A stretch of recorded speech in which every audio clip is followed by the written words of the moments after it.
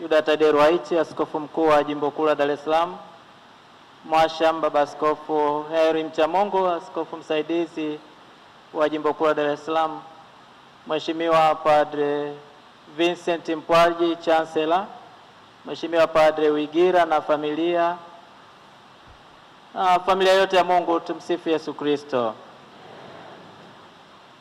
Mapadre, tunaunganika nanyi katika kilio msiba wa kuondokewa na baba yetu mzee Ananias Kaonganini Wigira. Tunakupeni pole sana kwa msiba huu mzito, lakini tunakutakeni kusikitika kwa matumaini. Pamoja na kwamba tunalia, tuna masikitiko, tuna maombolezo, lakini tuwe watu wenye matumaini, sio kama watu waliokata tamaa. Tunamkumbuka mzee Wigira na kumshukuru Mungu kwa ajili yake, kwa sababu huyu baba kutoka miongoni mwa watoto wake ametupatia padre mwenzetu. Pia katika maisha yake mara nyingi tulikuwa tunakutana naye, hakuacha kushiriki katika matukio yaliyotuhusu mapadre, matukio ya kijimbo yaliyotuhusu mapadre. Mzee Wigira alikuwa mwepesi kushiriki nasi na kuwa pamoja nasi katika matukio hayo.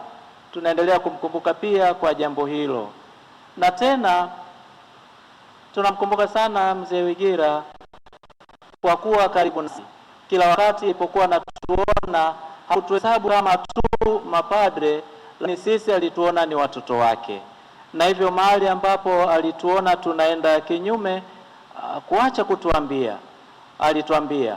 Aliposhindwa kutuambia moja kwa moja, alituma ujumbe kwamba mwanangu, hapa umekwenda kinyume, nyosha mstari. Basi tunamshukuru Mwenyezi kwa ajili yake na kwa ajili ya yote ambayo ameyafanya kupitia baba yetu mzee Ananias Wigira. Roho ya milele umpe Bwana, astarehe kwa amani.